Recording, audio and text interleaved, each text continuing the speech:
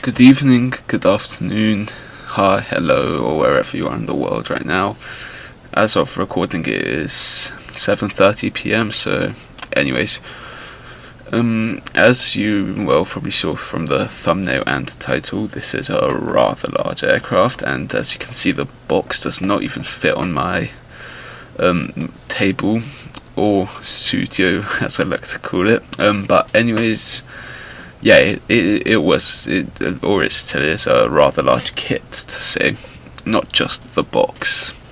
So a bit about the story of this kit, my actual copy. So in the De Havilland Museum in Hatfield, I predict it's still at Hatfield, I think, there is a model show every year, and I went there because it's pretty near to where I live, and first of all, great museum. If you were interested in military aviation or de Havilland in general, then great place.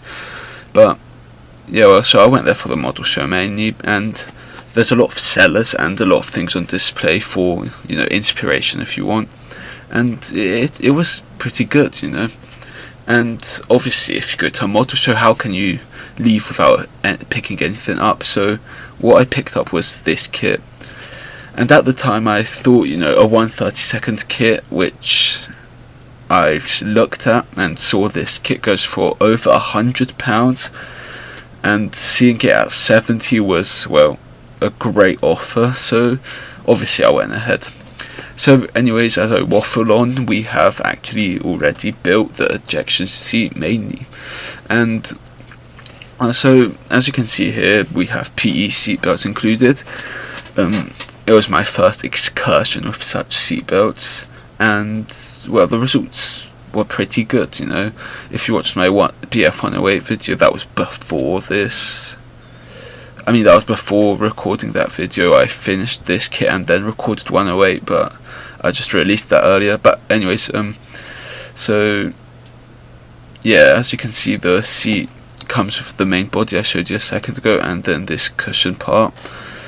And I didn't record gluing the photo etch seatbelts on. It's something I want to do in the future, but as I said, this was my first time, so I tried to get stress free, to say the least. So if you're thinking, wait, hold on, an Su-25 has one seat only, then you'd be correct, but this is the Su-25UB, which is a two-seater version, and I predict as a trainer, from what I've seen, so that would explain why it has two seats. So anyways, here we are building up the cockpit with the different joystick, pedals, the sidewalls. As you'll see later, we all know Russian cockpits and Soviet still had this bluish, greenish, turquoise colour, and it's mostly really vibrant, as I'll show you in a sec. But since I did not have that, I used a variation of Hellblau, and you can guess how the results were. Obviously the cockpit came out just not as visible as I would like, but picking it out with extra colours helped later on, as you'll see. So anyways, the control panel was given as a clear part, which I found interesting as, here is the colour of the cockpit that I mentioned. So anyways, the instrument panel being given as a clear part is, I don't know, I didn't find much use in it. Here I'm showing the front and back cockpits. So anyways, I don't find much use in it, because you obviously prime over it and then put the decal or whatever, so yeah. So here you can see me airbrushing that terribly off colour. I know the shadow is a bit annoying, which I'm trying to improve with a change now, but either way, I'm also trying to show you more airbrushing. I've recorded way more, I just don't have the time to edit with these videos. I think I've got 4 waiting still to be released to you guys. So anyways, the seat was painted in a black brown to break up that monotonous black colour, and also put an extra coat on top of the primer. And then the cushioning was here painted a beige brown colour, as I thought it looked pretty good. But looking at inspiration, like historical, I mean they're not really historical, but just photos, you can see that. Yeah, here you can see that they're more of a greyish, light blue colour. So, as you can see on the rear instrument panel, it's just black circles as the decal ripped.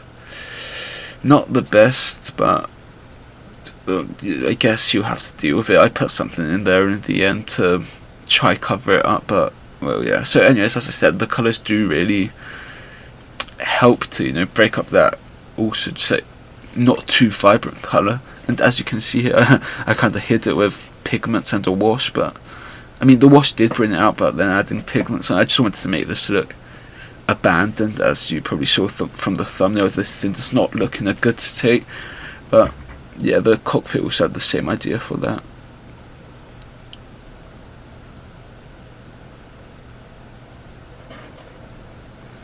So anyways, if you're hearing any sounds right now, that's probably my neighbours, as you know. Neighbourly things, but either way, we move on to the one of two engines. Yes, there's two. Wow, that's a shocker. Anyways, here you can see me snipping off and cleaning up. Yes, don't make sure not to cut those locating pins, but I did actually find that they sometimes did make the fit slightly worse in some kits, so you do have to snip them off sometimes, but here it fit all well. And as you can see, my makeshift glue applicator, yes, that is those things from Crocodile clips, with the Tamiya glue brush onto it, because I was running out of glue and I was trying to get it out of each little corner of the Tamiya cement jar, so and as you can see, there was like nothing, because, well, this is just not glowing, and